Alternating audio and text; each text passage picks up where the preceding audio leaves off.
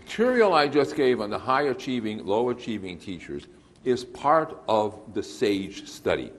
In fact, the report that I sent you contains the achievement data, but almost all the report is on the high-achieving and the low-achieving teachers. Well, that's where it's found. CERAI, SAGE, and that's where it's found. As I was browsing for some other reason, I came across this module on staff development based on effective teaching out of Utah, and it's very good. I looked it over and I'm saying, if you wanted it or want to give it to someone or want to use it, it looked like it was one of the few things, it was very good. I wrote the author saying, hey, I never heard back, but it's a very good thing. Someone asked me questions about preschool before we go on to the next one, and I just thought I'd sort of catch up. The research, I have a piece at the end, but you may be too sleepy. The research you just can't beat the research on the advantage of beginning reading in kindergarten or earlier. It's consistently coming out that way. The Chicago study where they began, it was an academic preschool, and these kids were doing better at the end of sixth grade. Dolores Durkin, just a wonderful researcher who was at Illinois, decided 15 years ago to find African American kids from low-income families who were reading at grade level. And she went to Decatur, a little town 50 miles from Champaign, to find these kids. And she said she thought, they'd be in one school, one teacher, one principal. She found 27 African-American kids, poor, who were reading at grade level at the end of sixth grade. So, what school? The first thing she found was none of these kids were in any of these schools all through sixth grade. They were going to. There was this circuit from Decatur to Chicago and back. None of the same teachers, none of the same principals. Didn't seem to be any of that. Okay. What happened? She found that for every one of these kids, someone in the family, mother, aunt, sister, grandmother, taught them how to read before they came to first grade. And this focus on, by the way, the IQs were not exceptional, 102, that these kids had that systematic reading and focus on reading right from the start, and here they were at grade level or above at the end of sixth grade. So again, more evidence for this, the important, and no loss. The notion that childhood gets lost, etc., just has not been borne out by the research. That's it. We're now into the third part. When we're teaching math, when we're teaching spelling, when we're teaching spelling, when we're teaching computation, we teach kids an algorithm. Algorithms for math, algorithms. We teach kids algorithms for these skills, for writing. We teach kids algorithms. And the instructional practices, the high achievement, practice, focus, all these the teacher uses to teach the algorithm which the kid applies. Oh, that'll do it. Okay, sorry. The teacher, with my voice, you don't need it. The teacher uses these procedures to teach the algorithm which the kid uses. Now, in reading comprehension, there's no algorithm. There's no algorithm to come up with the main idea. There's no algorithm to come up with a summary. There's no algorithm to teach kids how to write an essay. There's no algorithm. What you have are general rules, but no algorithm. So in place, and this is where the word scaffold comes in.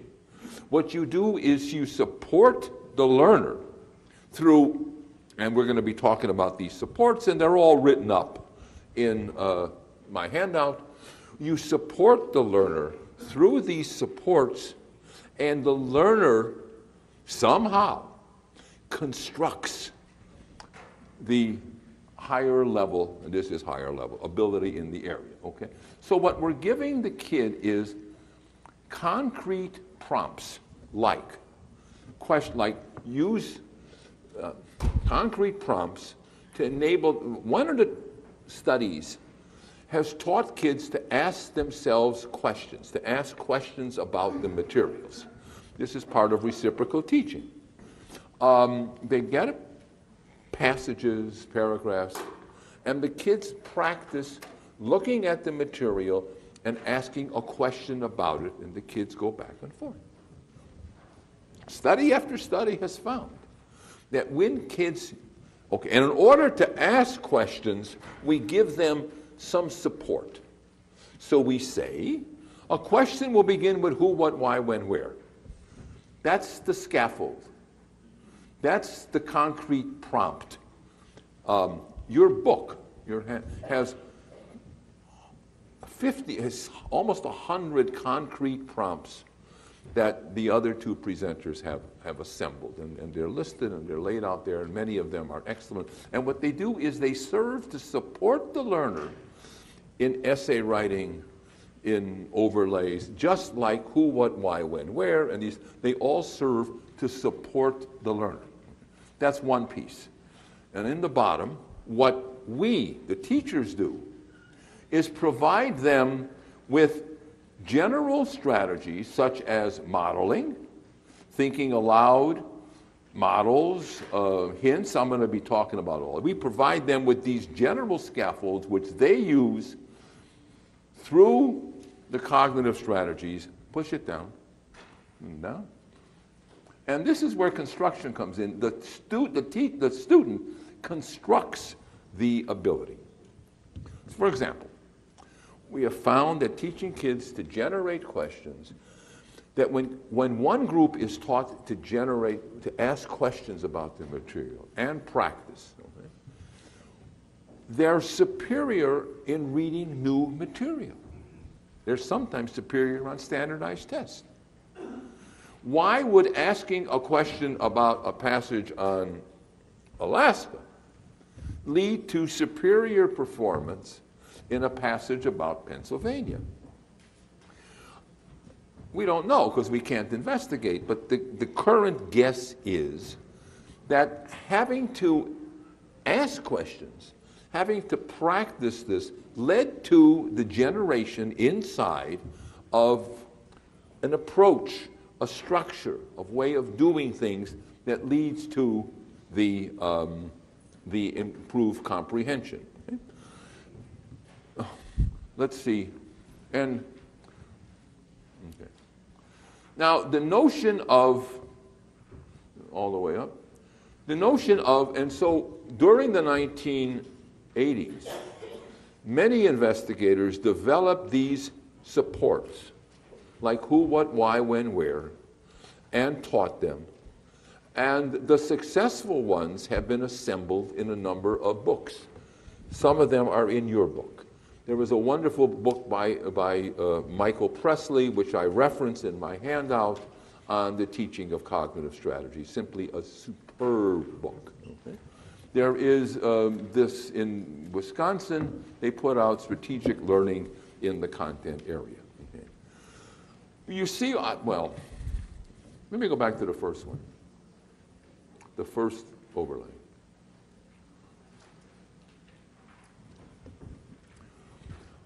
The effective teaching literature, which I talked about earlier, really fits in here. But it wasn't sufficient for teaching writing. It wasn't sufficient for teaching reading comprehension. There we learned that we have to turn to and combine in teaching this new literature with the scaffolds and with the strategies. And I'm just so excited. And now I'm going to talk about some of these scaffolds that are available.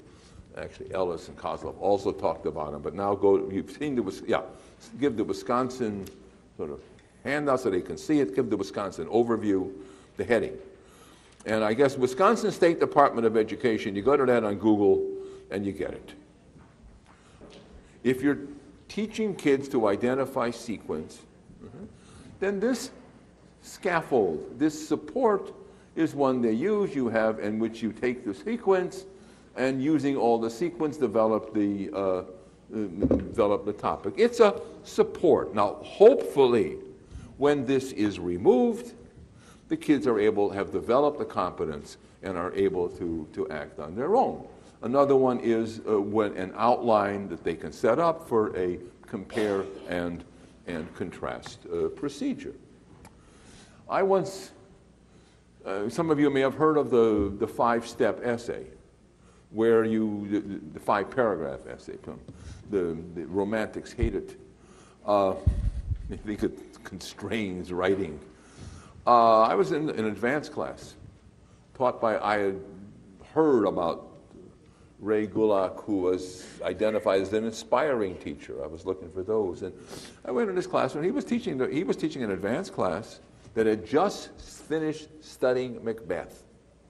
And he was going to teach them to use Macbeth to develop an argument on using the scaffold of the 5-step essay. And the first thing is you come up with a good topic sentence, a catchy sentence, and you provide the support. Second paragraph is argument 1, support. Third paragraph is argument 2, argument 3, and then there's a closer kind of thing. And he modeled that. He did the first one, but the whole period, essentially writing that essay by himself, with support from the class. Here's my first argument, now what can I use to support it? And the class helped him, but he was modeling the second one and support, because they were all his, the third one and support, and then the conclusion. So he spent the class period modeling with it, using Macbeth to develop an argument about a theme in Macbeth and working his way through.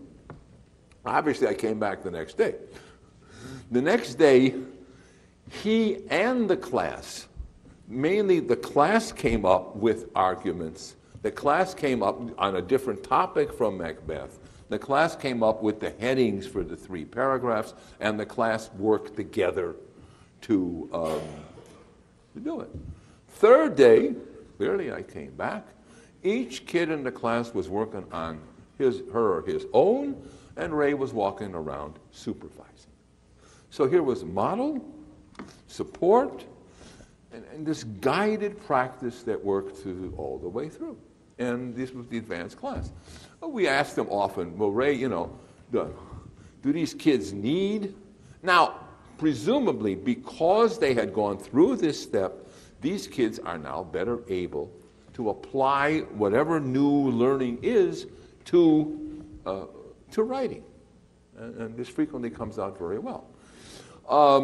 Someone said, Ray, do the bright kids need this? He says, the bright kids learn this, use it a few times, and put it away. The average kids use it and tend to use it when they need to. And the slower kids use it all the time, never depart from it. So that's sort of an example of a scaffold and how it works. Next.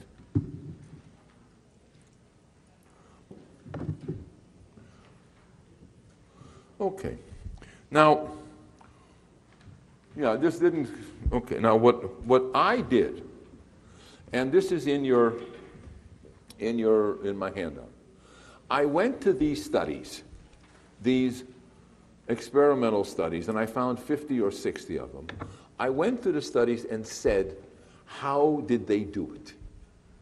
And I took out of those studies the methods they used and put them together in a paper.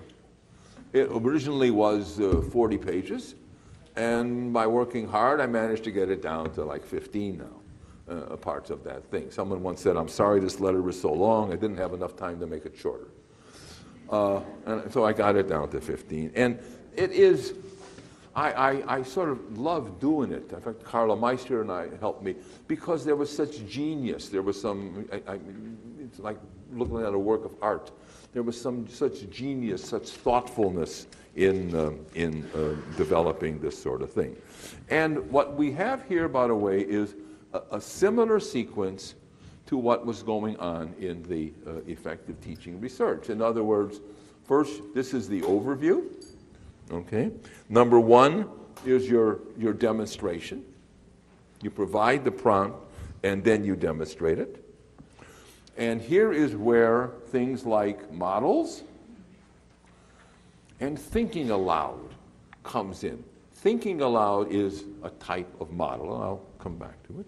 And then you guide practice, provide feedback, but sometimes ingenious feedback was provided, and finally, independent practice.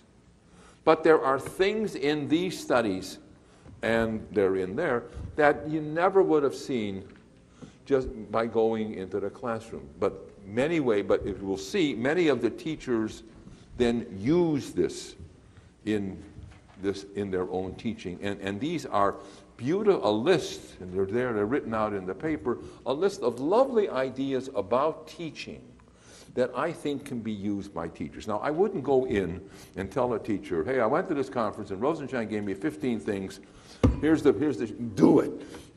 What I'm trying to do is just, we don't want to overload. 2 or 3 of these ideas they might find useful. And let's sort of, let's go over some of them. Models. If you're teaching, in this case, they would teach the kids to ask questions. The teacher would model. First model the asking of the question. Okay? The teacher would model the 5-step essay. Model how to. There were scaffolds on how to summarize. The teacher would model the how to summarize, but the model. Okay? Number 2, think aloud. That's new. That sort of came out in the 80s, and I find it's very useful.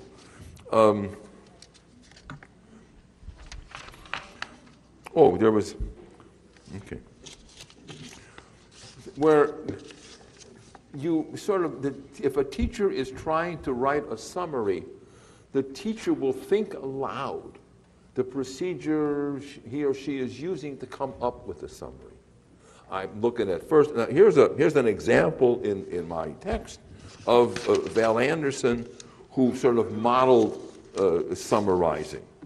She says, I'll summarize this part of the article. So far it tells me this.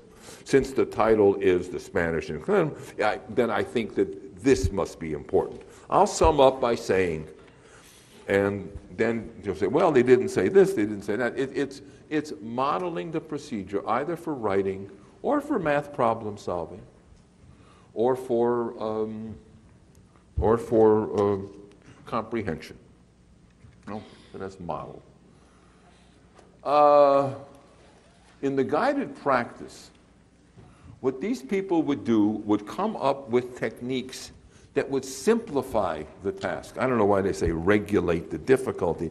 Oh, I changed that, and now it's reduce the difficulty. Okay? For example, when Palinsar taught the kids to write questions, she'd start with a single sentence. And they would practice writing a question about a single sentence. And this would fun. After that, she would model trying to generate a question about 2 sentences or about 3. Okay? In teaching kids to summarize, they begin by writing a summary of a single paragraph and then move up to the next. There was this one study where they were teaching kids to summarize, and they began with material that was 2 levels easier than where the kids were at, and then moved it up. So it was providing for that.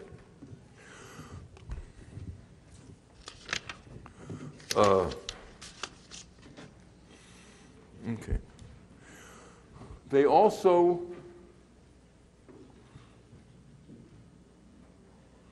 This is a common thing where the teacher would know where the kids were going to have problems and talk about that to the kids so that parents are anticipated the inappropriate questions that the kids would ask. You say, now here's a question that's too broad, and they'd have an example. Here's a question that's too narrow, and they'd have an example. Effective teachers always know where the kids are more likely to make errors, but this is sort of a way of adding to it. Provide a cue card. Kind of. I go in schools, cue card. If kids are learning to ask questions, they have the who, what, why, when, where. Okay. If it's a 5-step essay, they have the cue card. If kids are learning to summarize, there's a cue card of the steps you go through in summarizing. I'll be in classrooms sometime where they have the cue cards on everyone's desk, and always the teacher points me and says, cognitive strategy cue. I'm not sure how effective some of those cue cards are. They look good, but they're on there. Okay. A checklist. Some wonderful examples of a checklist that came out of these studies. How well did I identify important information? These are studies that work, by the way. How well did I link information together? Did I use good signal words? A good question, did it give the criteria of a good question? Frequently there was comparison, of course, with models of expert work. The students did the essay, and then they would write a summary, and they'd look at a model of a summary. They'd look at a model of good questions. They'd look at a model of essays. Again, we have the chance of the kid to learn that from the thing. Fix-up strategies. You can't use them all, but this was a good one, where what do you do when you're having problems? Some of the comprehension stuff focuses on this. And here we have, in some of these studies, this was one by Breiter. First of all, reread difficult portions of the text. Read ahead to see if the problems clear up. And then there was independent practice with new examples in the thing. Now, if I was working with teachers, I would certainly work with them on the scaffolds.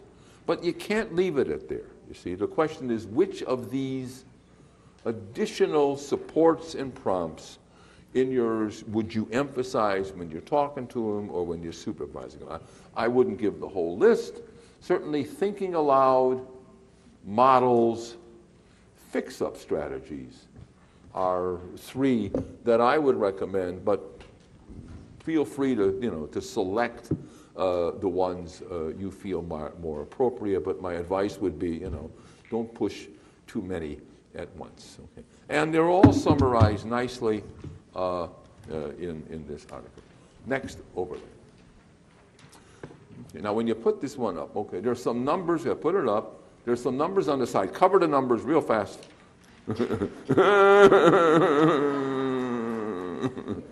Oh, fine, not bad. Oh, now open it up, move it a little. There you go. Okay.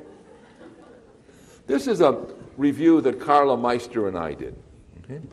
We got a hold of 50 studies that had taught kids to ask themselves questions, and then in the studies, they looked at student achievement on new material as part of the post-test. And what we saw was, well, there were different ways in which they taught the kids to ask questions. One group taught them to use the who, what, why, when, where. In another group, they were taught, well, there are 3 types of questions. There's literal, there's search the text, and there's outside the text. So they were taught those 3. Another group was taught to ask questions that focused on the main idea. Fourth, they gave the kids questions and said, use these questions on the material. The fifth, they taught the story grammar. The story has the characters and the characters' conflict and the resolution, and it's a beautiful. The story grammar thing is a lovely scaffold for organizing the materials. And the last one, we don't know what they were doing. Now, place your bets. Which one, and what we did is we did the hocus pocus with the effect sizes to see which one had the stronger results, in that the people in the control group beat the people in the experimental group beat the control group the most on new material. It was always on new material they hadn't seen before. Which was the best? Place your bets. Don't tell me, tell your neighbor, so at least you're committed. And which is the worst? And which is the worst?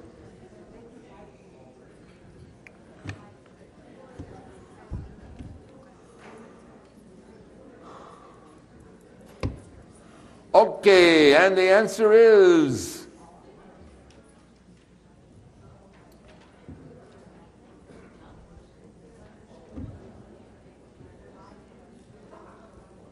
number 4. The teacher didn't teach the kids. The teacher gave support to the kids. Next one. Next overhead, please.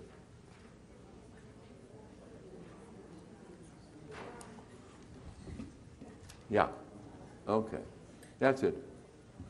This is what Allison King did. This is the scaffold. This is the prompt which she passed out to her. She did this in 6th grade, and she did this in college. They used these prompts to develop questions and ask them to each other.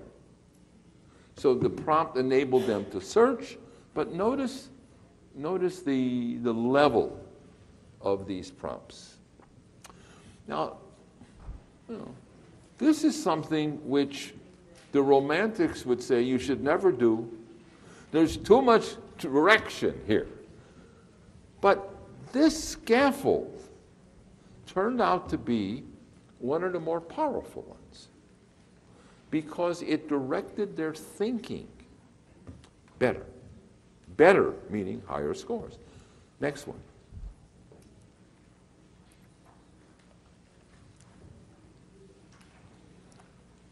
No. That's it. Valerie Anderson did this when she was teaching kids who were able to decode but just had no sense of comprehension. And they worked in groups. And these were the kinds of questions they asked each other in the group.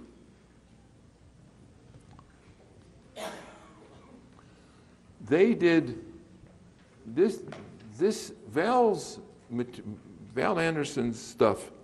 These kids did better on achievement tests, standardized achievement tests, than any other group. You see what's happening? I think. What do I see? What's happening?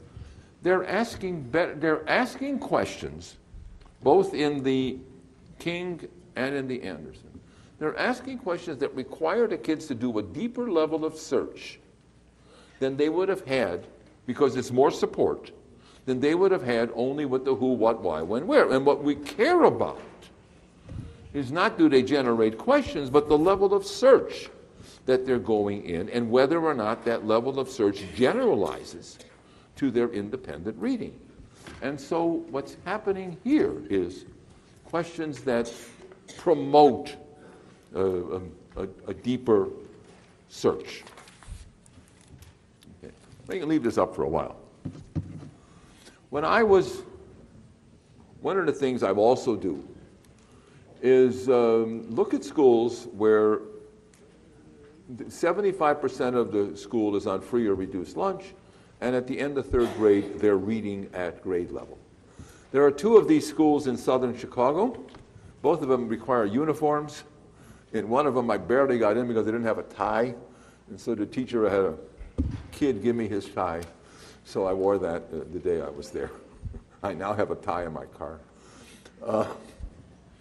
And when I was in one of these schools, one of the teachers said that she sort of didn't really say, but it was rather clear from her manner that I had better be in her room at 10:15 to see the lesson she was going to give in junior grade books.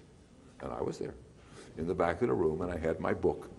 And what junior grade books is, and it's been studied and it works out well, is high-level, great, good literature where someone else has developed the higher-level questions for it, and the teacher then asks these questions, and the kids have just a lovely discussion based upon the quality of these questions. And there were questions there I never would have thought of, in this. And this was, good. It was a Langston Hughes story, the one that I was directed to. And there's something, I believe, something to be said for the importance of these of these questions and providing this rather higher level kind of thing in the learning. And so that's sort of where it is.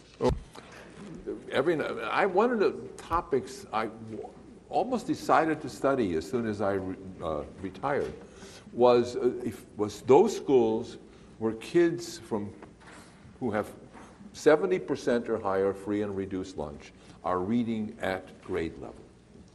And there are lists of these schools, and I'm looking for more of these schools.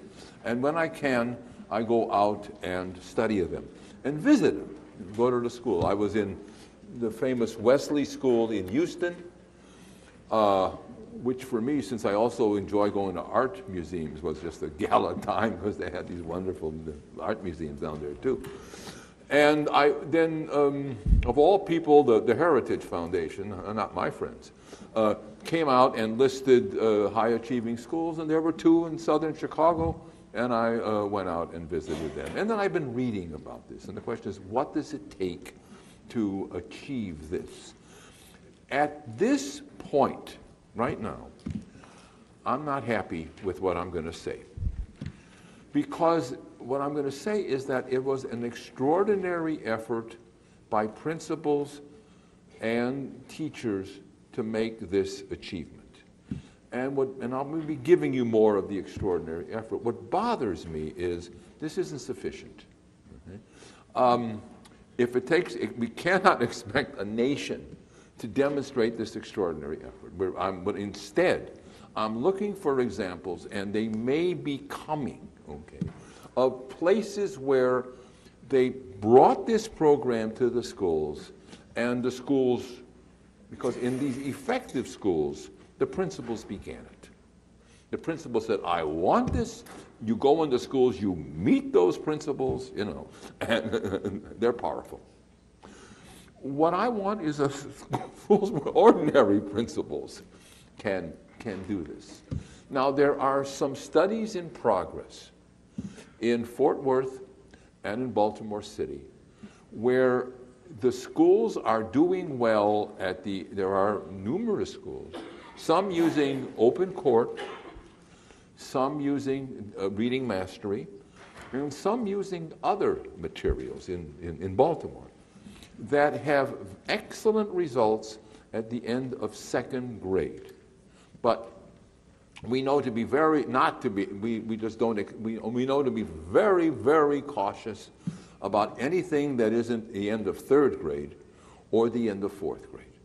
Because as frequently you will see in these schools that they're high above grade level and 1st grade drops, and then by 3rd grade, they're not reading above grade level. So you cannot extrapolate from one to the other. But I'm told that sort of the new open court has both comprehension and the other.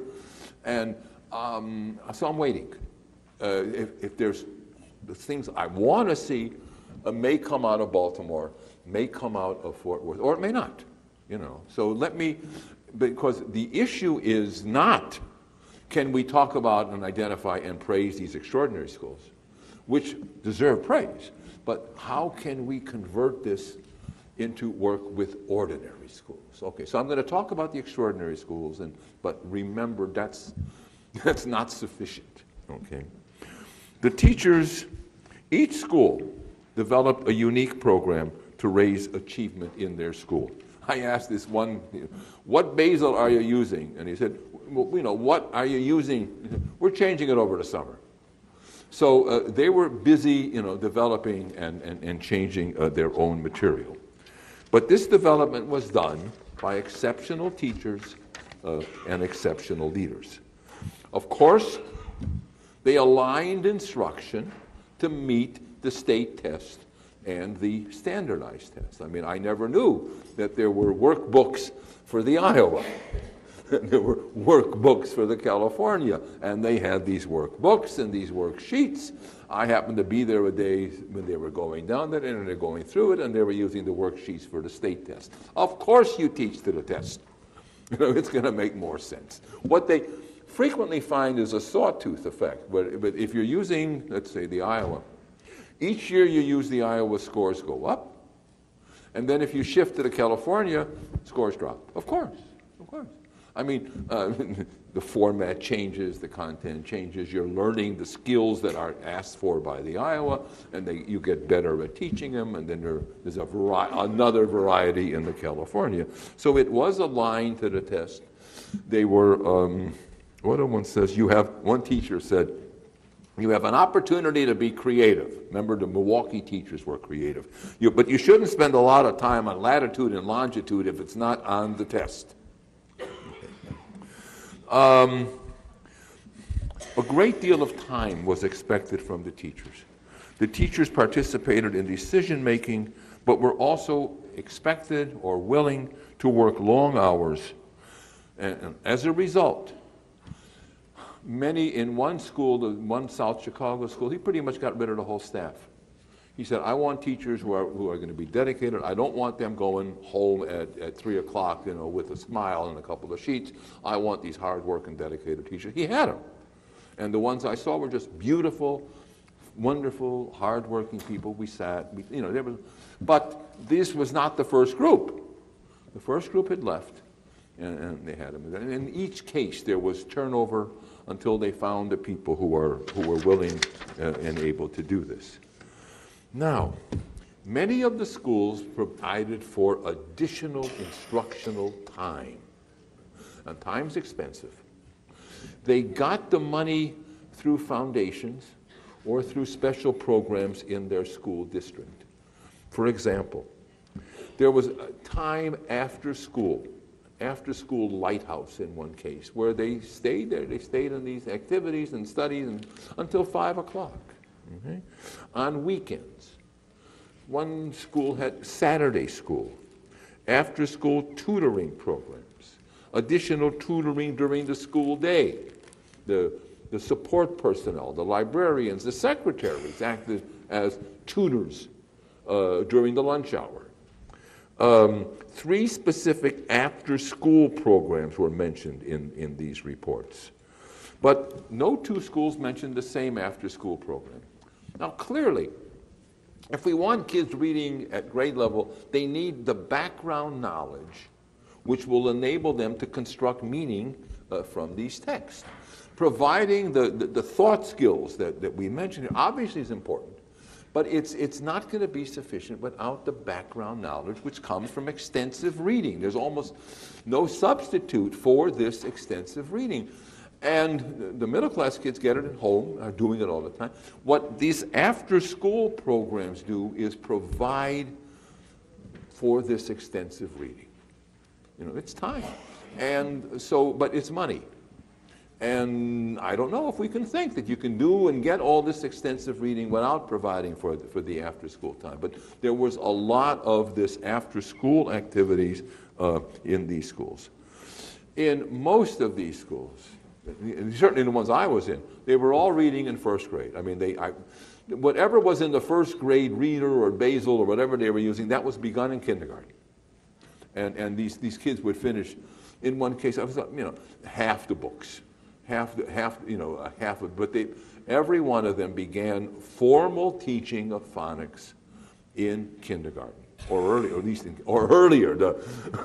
In Houston, they had 4-year-olds, and they started teaching him decoding in 4-year-olds. So there we are with the problem of replication. You see, we know how to do it, but it's going to cost money, and it's going to take dedicated teachers, and it's going to take time. At least that's where it is as of today.